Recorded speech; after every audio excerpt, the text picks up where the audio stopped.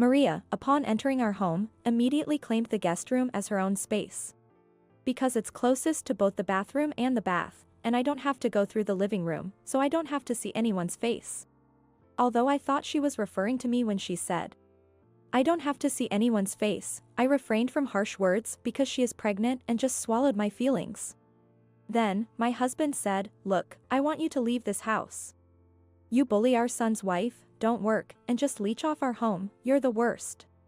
I don't remember bullying Maria or leeching without working. Enough is enough, I've lost all patience. This house is in my name and it's my house. My eldest son and his wife will live with us. So you can leave. We'll pay the $700 mortgage. Sure, I replied. Although the mortgage is actually $2,700. So, I obediently agreed to leave the house. Take the dog with you. Of course. I couldn't possibly leave Buddy in such a precarious home. I feel bad for David, but I thought it was like the devil himself had arrived when Maria came into our home. Cursing and arriving at our home, I've been observing her, wondering what her purpose was. Just as I suspected, Maria turned out to be a terrible person. John was naive enough to be completely taken in by Maria, which surprised me. I understand, I'm not young anymore, and I must have changed. Yet, I had hoped that's how we would age together. Just like that house.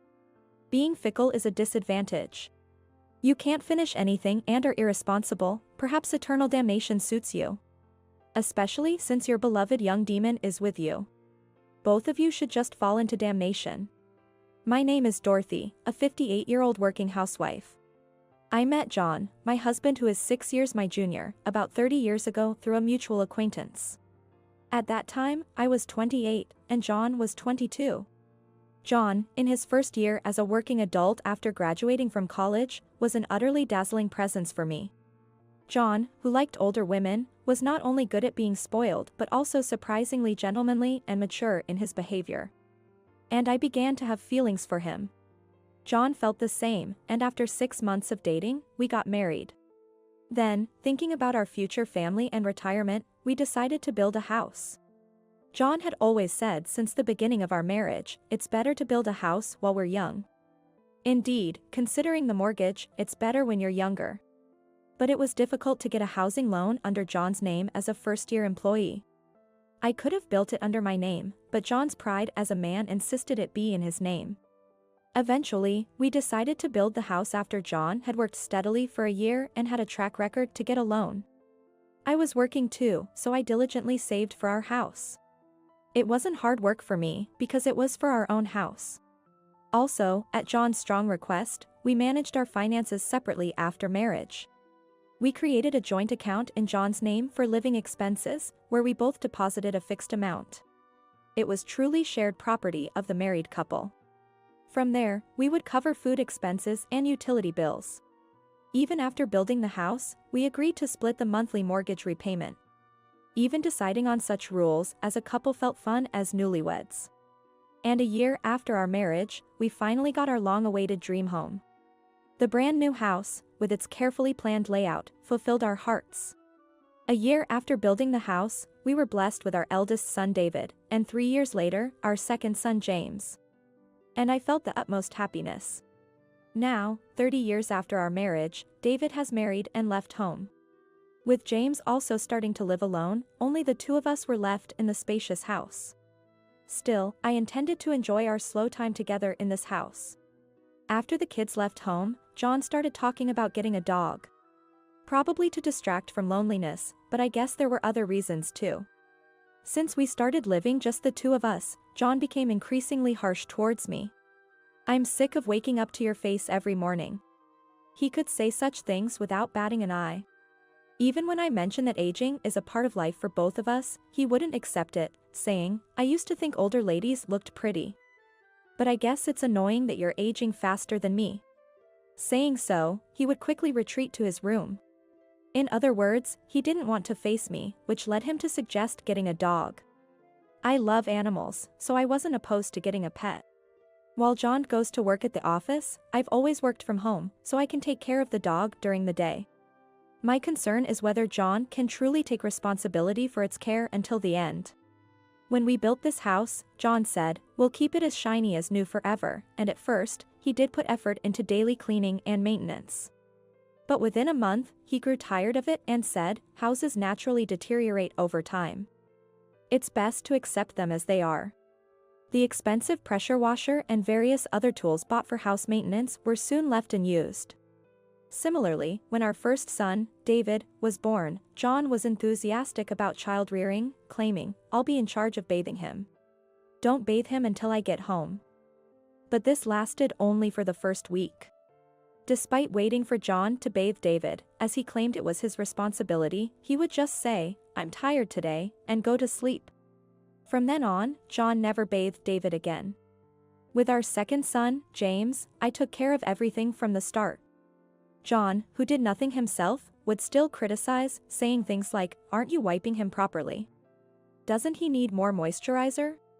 And when I'd ask him to watch the kids on weekends, he'd say, the kids would rather be taken care of by their mother, and take a nap.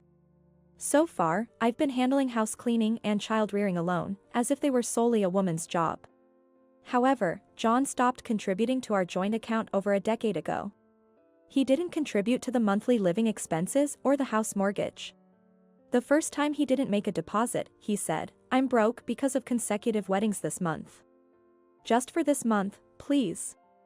I let it slide, thinking it was just for 1 month. But there were no deposits the following month, and the month after that. Unable to delay the mortgage payments, I continued to pay them with my money. John couldn't sustain cleaning, childcare, or even financial responsibilities. That's why I was worried about him being able to properly care for a dog. I could only envision a future where I ended up taking care of everything. Still, if getting a dog could keep our marriage harmonious, I agreed to welcome one. We got a 6-month-old female Shih Tzu. John had fallen in love with her at first sight at the pet store. I was hesitant about adopting a puppy, considering our ages and the dog's lifespan. There's a chance that we might pass away before the dog does. If that happens, she would be left all alone. However, my worries were alleviated knowing that if anything happened to us, our sons would take care of her, allowing me to welcome her with peace of mind. The puppy, round and playful, was named Coco. Initially, there were smiles in our 2-person household with Coco. Watching her play tirelessly, so small and adorable, was endlessly charming. John seemed happy feeding her and brushing her. I thought maybe this time, he could take care of her properly. One day, while working in my room, I heard Coco crying from behind the door. It was 7 p.m., but John, who usually would be home by then, hadn't returned. So, I fed Coco in his place. But from that day onwards, such incidents became more frequent. I casually mentioned to John, you've been coming home late recently. Coco seemed lonely. He replied, I've been training a new employee at work. So, for a while, can you take care of Coco? I expected this, but it happened sooner than I thought. I believed he would at least care for her for a year, maybe until she grew into an adult. But I doubted whether a senior employee like John would directly train newcomers. This suspicion was confirmed when I saw a message on his phone saying, thanks for the meal the other day. Please invite me to dinner again. Accompanied by cute emojis, while he was in the bathroom. His training was something outside of work. Judging from this text, she must be a very young woman. I sighed and hugged my pet, Coco, tightly. Ever since John stopped caring for Coco, the pet has become completely attached to me. John doesn't seem to find this amusing. On holidays, when he occasionally tries to play ball with Coco, she doesn't respond to his invitations. Instead, Coco climbs onto my lap, which makes John angrily declare, who do you think raised you? For the past few months, I've been the one taking care of him. So, it makes sense that he's attached to me, but I don't say this to John. It's the same with the kids. If anything, they seem to favor me over John. Especially David, who's a mama's boy. As a child, he always followed me around. Whenever I was out of sight, he would cry out loudly, calling for me, possibly out of anxiety. Though his gentle and overly kind nature made me worry about his future, David has grown up and even gotten married. While pondering these things, my phone rang. It was a call from Maria, David's wife. Hello, Dorothy? Actually, I'm pregnant. could I possibly stay with you for a while? I was surprised by the sudden news, but the thought of having a grandchild was delightful. Moreover, David often isn't home due to his long-haul truck driving job. I suggested that we should talk it over when David returned home. Then, I thought I heard a faint tongue-clicking sound, but Maria cheerfully agreed, saying, "Okay, I'll visit soon." So I brushed it off as a misunderstanding. On the weekend, David and Maria visited our house together. I was surprised to see that Maria, despite being pregnant, was still slim and slender. It's still early in the pregnancy, so my belly is small. "Don't stare, it's creepy," she said. David admonished her, saying, "That's not a nice way to talk," but Maria remained aloof. I had met Maria when she and David were getting married, but she didn't seem like this back then. I assumed her moodiness was due to the pregnancy and tried not to say anything that would upset her. Eventually, John joined us in the living room. His mood visibly lifted upon seeing the young and stylish Maria, saying unnecessary things like, "Maria is always cute and stylish, a real gem compared to my old-fashioned wife." In response, Maria, while laughing, said, "Oh, stop it, John. I bet Dorothy was better looking when she was young, right?" David looked anxious and sweaty sitting next to Maria. All I could do was sigh. David, being away from home, probably felt he couldn't be firm with Maria. Moreover, his current job was obtained through one of Maria's contacts. She had wished for a well-paying job, prompting David to switch careers upon their marriage. "Sorry, Mom. Since I can't be at home much, could you look after Maria for a while?" Honestly, I didn't have a good impression of Maria, but I couldn't refuse my beloved son's request. As for John, he seemed eager for Maria to stay, saying, "You can start staying over tonight." In the end, we decided to welcome Maria into our home starting the following week. David left for his long-distance job with a look of regret, boarding his truck. Upon entering our house, Maria promptly occupied the guest room, deciding it was her space. I chose this because it's close to the bathroom and bath, and I don't have to see anyone if I go through the living room. I swallowed my words, understanding her comment about not having to see anyone was directed at me, and considering she was pregnant. I refrained from harsh words. However, despite being pregnant, Maria often went out late at night. She would return home around the last train. Despite David entrusting me with her care, whenever I expressed my concern to Maria, she would snap, "Would you mind? Pregnant women get stressed out, you know, and dismiss me." However, even though she stays home all day, she doesn't lift a finger to do any household chores. She expects me to do everything, from laundry to meal preparation, and even to clean the guest room she's taken over. John keeps pampering her, saying she's pregnant, so she needs to rest. One day, Maria said, "I'm going to the hospital. I'll be admitted for about 2 weeks, so I need a substantial amount of money." "Oh. And don't visit me at all. The nurses will take care of everything." So, I handed her tens of thousands of dollars. The need for hospitalization made me worry if there were complications with the baby. And naturally, this made me concerned for Maria's health as well. I debated contacting David, but Maria had strictly forbidden it, so I refrained. After a worrisome 2 weeks, Maria returned from the hospital. When she came home, her skin was noticeably darker than before she was hospitalized. "Did you get a tan, Maria?" I asked casually. She became upset and exclaimed, "That's terrible. You know, during pregnancy, skin can darken and other minor issues can occur. Don't you know that? It's something I'm self-conscious about. Are you trying to be cruel by mentioning it?" So, I decided not to say anything further. To top it off, she claimed, "I hate dogs," and kicked Coco, leading me and Coco to decide to stay as far away from Maria as possible. 3 months have passed since Maria came to our house. I prefer not to see her face, so I spend most of my time working in my room. I've moved Coco's toilet and food into my room, and we live our lives avoiding any contact with Maria. In the morning, before John and Maria wake up, I prepare meals.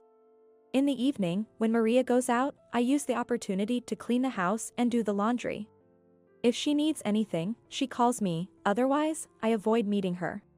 One day, I happened to go to the living room during the day and saw Maria happily doing her nails.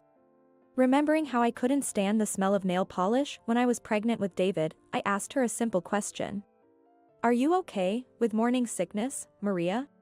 Again, my words seemed to offend her. She glared at me and yelled towards John in the bathroom. Hey, John. Dorothy is forcing me to work because I don't have morning sickness. Hearing Maria's voice, John rushed out of the bathroom and scolded me. What are you saying?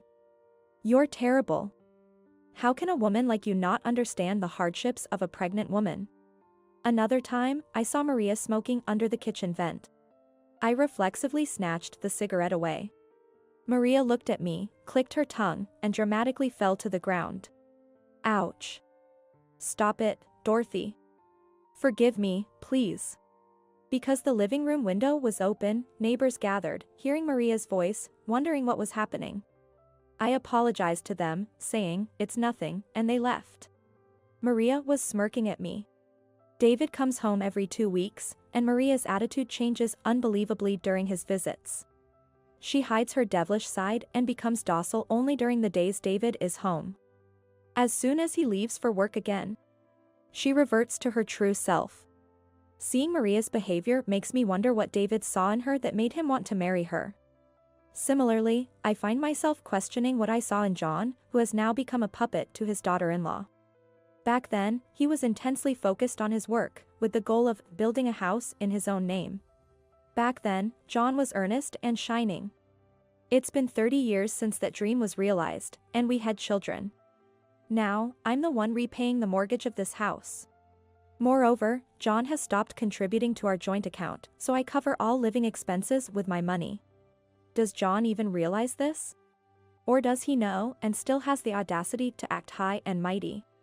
While petting Coco on my bed, I was pondering these thoughts when a message arrived on my phone. It was from John.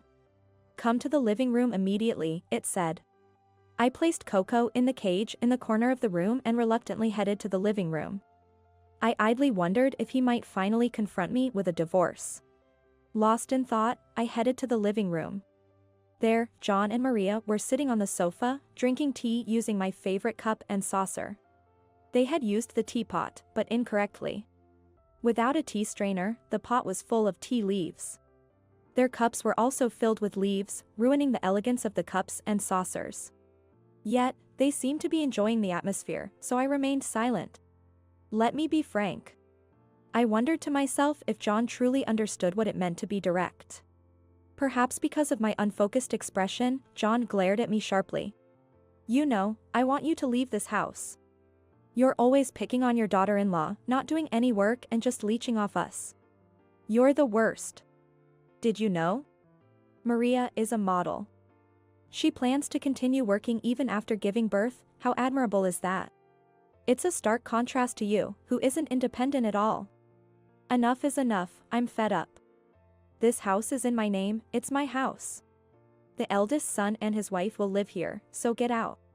We'll pay the $700 mortgage. I have no recollection of bullying my daughter-in-law or not working and leeching off them. Frankly, I couldn't care less about Maria being a model. If he seriously thinks I'm not independent, he's greatly mistaken. There were many questionable points in John's speech, but what puzzled me most was the mention of $700 for the mortgage. It seems John thinks the house mortgage is only $700. He must be mistaken since he hasn't been paying it for a while. But since he's telling me to leave, it doesn't really matter at this point. Although the mortgage is actually $2,700, I responded, okay, and decided to leave the house. Take the dog with you. Of course. I couldn't possibly leave Coco in such a dangerous house.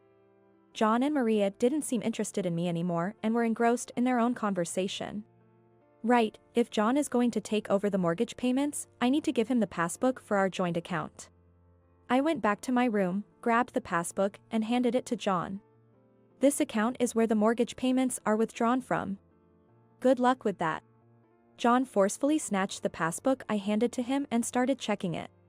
He and Maria were smirking together. They were probably just looking at the balance.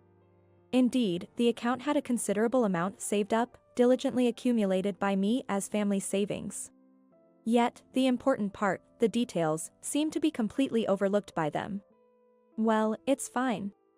They can deal with what comes next. I went back to my room and packed my belongings. Gathering Coco's things too, I ended up with more luggage than expected, but that was not a problem. I had no intention of leaving anything important in this house. Before leaving, I made a phone call. It was to my younger son, James. I briefly explained the situation and decided to go to James's place. Then, I left the house I had lived in for 30 years. It was honestly sad and frustrating to leave the house this way. But at that moment, I didn't want to spend another second in that space. When I reached James's apartment, he came down to the entrance to meet me. Seeing him casually help with the luggage made me realize how much my son had grown. "Mom, you've had a tough time. Take it easy today." His kind words almost brought me to tears. I gratefully accepted James's hospitality and rested for the day. The next evening, I received a call from David. He had probably just finished work and returned home. "Mom? Are you at James's place?" I heard from him. "I'm sorry, it's because I brought Maria home, isn't it?" "I'm really sorry."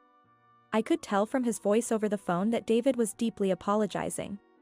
Given his kind nature, he probably couldn't stand up to Maria. I had guessed that Maria behaved well when David was home every 2 weeks, probably to ensure she got her allowance properly. "I'm fine. But have you seen Maria? How was she?" David seemed hesitant to speak. Then he said, "Mom, there's something I want to talk about. Can I come over now?" As if he had made up his mind. That night, David, James, and I had a long talk. A lot of things became clear. I have no doubts anymore, it's time to divorce John. I feel bad for David, but I can't stay married to a man who brought home a devil-like daughter-in-law. I had been observing Maria's behavior and intentions since she arrived at our home. As I suspected, Maria turned out to be incredibly spiteful. Months passed, yet her belly never grew larger. From the day she returned from the hospital, her skin was notably tanned. She seemed inseparable from alcohol and cigarettes, like they were her best friends. Using her youth and beauty, she easily charmed and manipulated John. John, for his part, was astonishingly simple-minded in how easily he was swayed by Maria. He had developed a fondness for younger women. I understand that I'm no longer young and have changed since those days. Wrinkles have increased, and my body has started to ache. Still, I believed that aging together, just the two of us, was part of life's journey. Much like the way our house has aged over the years. Having a fickle nature is a disadvantage, after all. You can never see things through to the end, John, and for someone as irresponsible as you, a never-ending hell seems fitting. Especially with your beloved young devil by your side. Both of you might as well descend to hell together. 2 months have passed since I left the house. Lately, I've been doing well at work. This month looks promising too. As I paused for a break, my phone rang. It was John's name on the screen. I was expecting a call around this time, but I wish it wasn't on such a pleasant day. Still, I had to answer because it was important. "Yes, what's hap?" Before I could finish asking, I was met with a shout from the other end. "Hey! For some reason, we're being pressed for the house's mortgage payment. It's strange because we're supposed to be paying it every month. Did you do something?" Just as I thought, it was about the mortgage payments.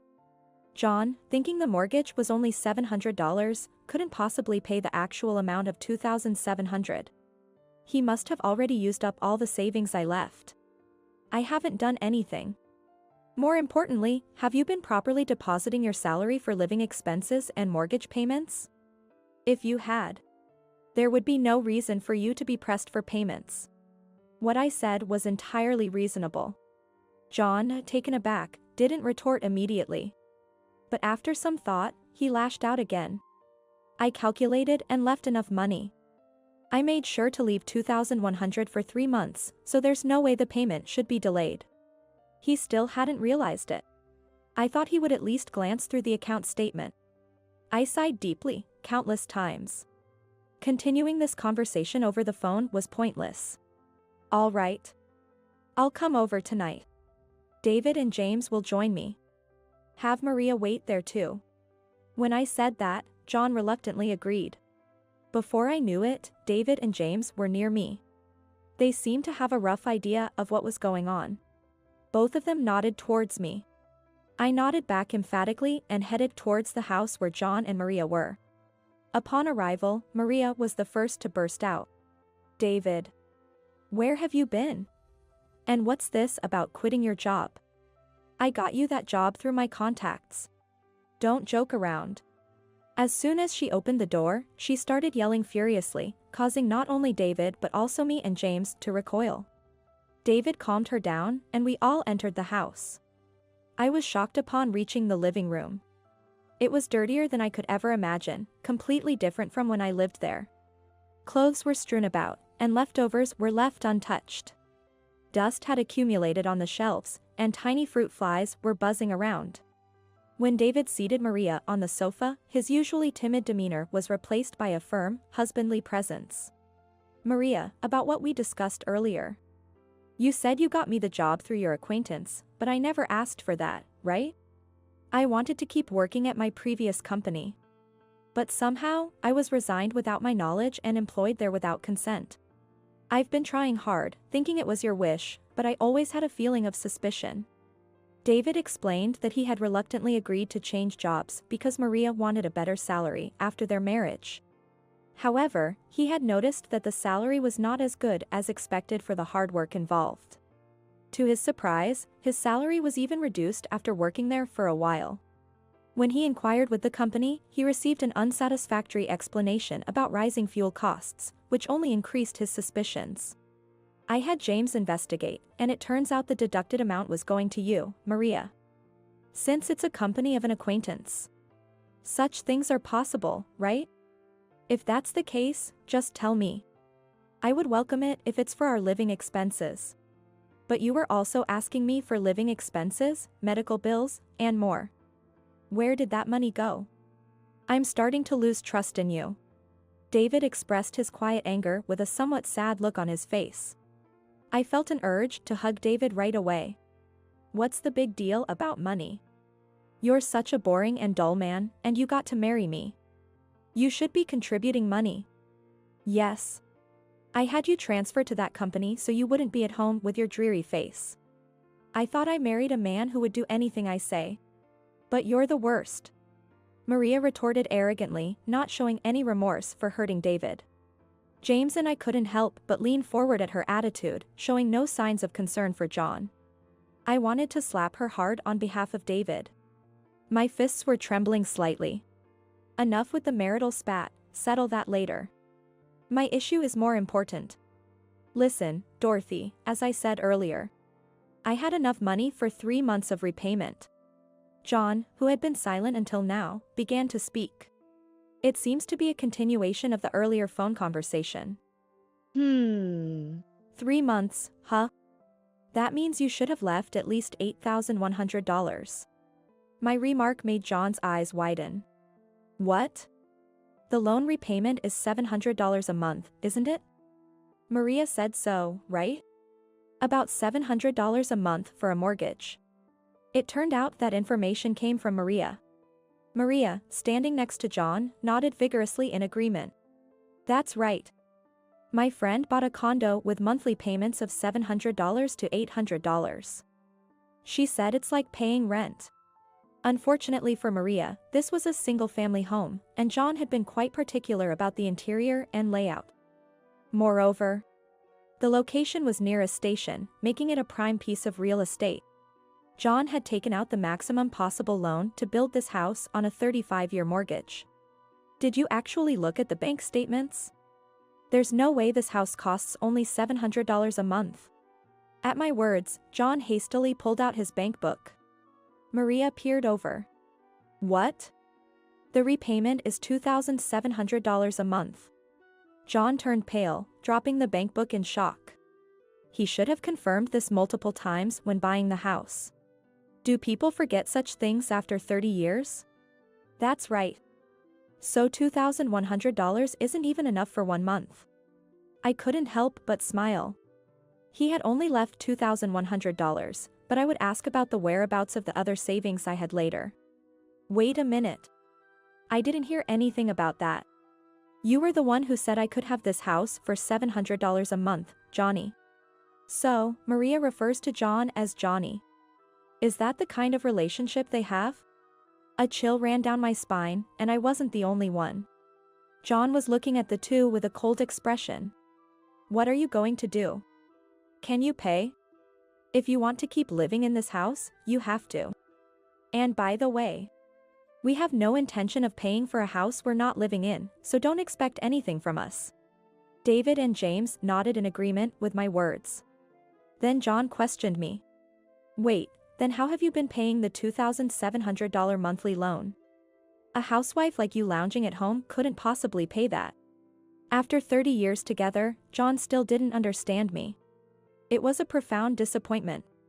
Mother runs an e-commerce site. It's quite popular, you know. Didn't you know, Dad?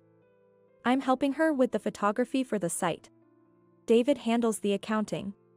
Yes, I've been running an e-commerce site for quite some time, a job I could do while staying at home. It's been quite successful, and recently, inspired by our pet, Coco, I started selling pet products. Thanks to the help of our two sons, the business is doing even better now. John looked at me in disbelief when he learned about my earnings. Hearing our conversation, Maria raised her voice.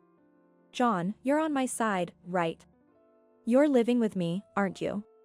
If you're earning so much, you should pay off the remaining mortgage. John joined in, agreeing with Maria. What an outrageous father, expecting his son to pay off the mortgage. John, staying remarkably calm, looked straight at Maria and said, Maria, you got me a job that would keep me away for long periods. What were you doing during the 2 weeks I was gone? Did you take good care of my mother's house, doing chores and preparing meals? You didn't, right? And besides that, John then laid out several photos on the table. They showed Maria walking closely with an unknown man in a busy downtown area. Some photos even clearly captured them entering a hotel. What is this? This is a fake. Are you trying to frame me with these? Maria grabbed the photos from the table and started tearing them apart. Sorry, but those are negatives. They can't be faked. James is a professional photographer. He has a passion for his craft and, instead of using digital cameras, he prefers film cameras in his daily work. I just happened to see her downtown and thought I was mistaken. But then I saw her again on a different day. I was worried about my brother. So I just snapped the photos. James explained, as Maria glared at him. Without changing his expression, David, in a detached voice, told Maria. Maria, let's end this. We're getting a divorce. At David's words, Maria screamed. What? David, you don't get to order me around. I'm so over a sneaky man like you. Since you're the one asking for a divorce, you'll have to pay me alimony. Maria, though beautiful and well-styled, sadly lacks in personality and intellect. She probably wouldn't understand even if we told her that she, being at fault, should be the one to pay alimony. It's a waste of time to try to make her understand, so we'll let the lawyer explain it in detail. More importantly, there are other things we need to question Maria about. By the way, Maria, it's a bit late to ask, but you aren't really pregnant, are you? Maria's face, which was red with anger, suddenly contorted. Maria, it's been 5 months since you came here, but your body shape hasn't changed at all. And even if you drink and smoke moderately, doing it every night is a bit much, don't you think? Maria's face became increasingly rigid. And then, with a completely stiff expression, she retorted. What are you talking about? A little lie like that is nothing to get upset about. You should be thanking me for giving you the joy of possibly having a grandchild. I'm actually glad I didn't have David's child. I almost raised my hand to her at that point. Her lack of consideration for others' feelings was infuriating. Looking at David, he seemed calmer than expected, perhaps having suspected the lie. You said you were hospitalized and took money from my mother for that, right? That could be considered fraud. James added, to which Maria responded. I really was hospitalized. It wasn't for pregnancy, but another illness. No one believed Maria's words. It was already confirmed on her social media that she went on a trip to Hawaii during the period she claimed to be hospitalized. Her suntan skin was probably due to that trip. She must have thought I, an older lady, wouldn't be on social media. Her carelessness was almost laughable. While we were confronting Maria, John was sipping tea, acting as if he had nothing to do with it. It was about time to make him face the consequences. So? What are you going to do? Are you going to stay in this house? Then John, as if he had a brilliant idea, said to me, I can't pay $2,700 a month. If you guys are unreliable, why not sell the house? It's worth millions. It's in my name, so it's my money, right? Then I'll find a new house with that money. How about that for a great idea? His shallow thinking almost made me respect him. I explained to John in a way he could understand. John, there are still 6 years left on the mortgage, roughly $200,000. Let's say the house is worth $300,000. If we sell it, we'll only get $100,000. Understand? And we'll split that $100,000 in the property division. You might get $50,000. But I'll be claiming alimony from you for your infidelity and other matters. So, in the end, you won't have much left. Think about that. John wore an expression that made it hard to tell if he understood what I was saying. He probably didn't know where to begin asking questions. Huh? Wait, what do you mean by property division? Indeed, it's a term that would pique one's interest. I answered simply. Yes, because we are getting a divorce. For a moment, John's face contorted. I thought it would be hard for him to bring up the next part, so I decided to explain. John, you promised to introduce your friends to Maria's model friends, right? It's popular among young people these days, isn't it? Going to dinner with older men and getting an allowance? You and Maria had a win-win relationship. Did you know that mixers with older men and models were happening in this living room almost every night? At my words, both John and Maria turned pale. They clearly knew what I was talking about. Maria, ever resilient, still retorted. Don't talk nonsense. There's no proof of that. I presented the evidence as Maria wished. It was a video from the living room recorded on my cell phone. It showed John and his older friends, along with young women who appeared to be models, having a loud party in this living room.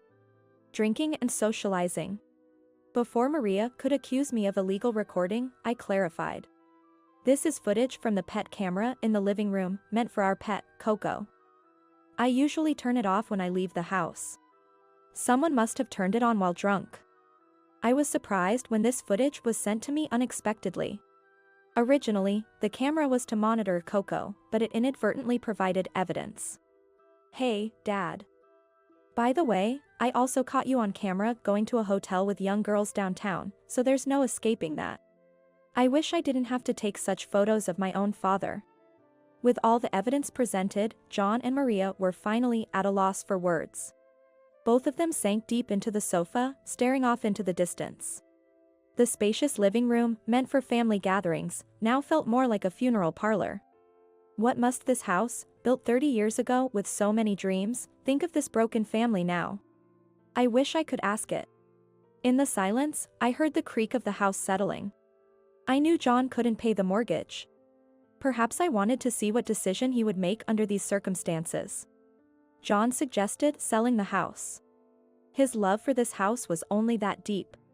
Maybe he lost interest in the house and the family when he stopped contributing financially. I wonder if I should have divorced him sooner. It's too late to know now. Ah, there's a scratch on this wall. I'll fix it later. After I paid off the remaining mortgage in full and transferred the house to my name, it became my house, no longer John's. I couldn't bring myself to sell the house I had put so much love into. John wanted to sell it until the end, to keep some money for himself, but I firmly rejected that idea. He should learn to be frugal after spending lavishly for so long. The savings we had as joint property seemingly vanished on his youthful adventures. Hence, I'm demanding alimony without mercy. I heard through the grapevine that he's now living in a small apartment. The house has been slightly remodeled, and now serves as both my office and home. David and James are living here with me, helping with my business. They're more than just helpers now, they're indispensable staff. Mom, can you check this? David, utilizing his existing qualifications, is in charge of accounting. The divorce with Maria was finalized through a lawyer, and it seems her parents paid the alimony in full. Apparently, they will be asking Maria to repay them. She kept spouting nonsense to David till the end, but he ignored it all. There's a possibility that lying about the pregnancy could constitute a crime since I gave her money based on that lie. However, since Maria's parents repaid the money I had given her, I chose not to file a lawsuit. Kind David deeply regretted not being able to give me a grandchild. David, James, let's take a break. As the weather was nice, we sat on the garden lawn to rest. We used to sunbathe in the yard when the boys were little. I'm happiest right now. At my spontaneous words, both of my sons smiled together. We planted a small sapling in the house's garden. It signifies a new beginning and wishes for future happiness. Coco, our pet, took an interest in the sapling, running and tumbling around it. I wonder what I will be like when this sapling grows large. What about my sons, and how will Coco be? After a moment of contemplation, I stopped thinking about it. Because I feel happy now. From the balcony window, my sons waved at me. Coco looked at their faces and let out a cute sound. What a beautiful day today. I am happy now.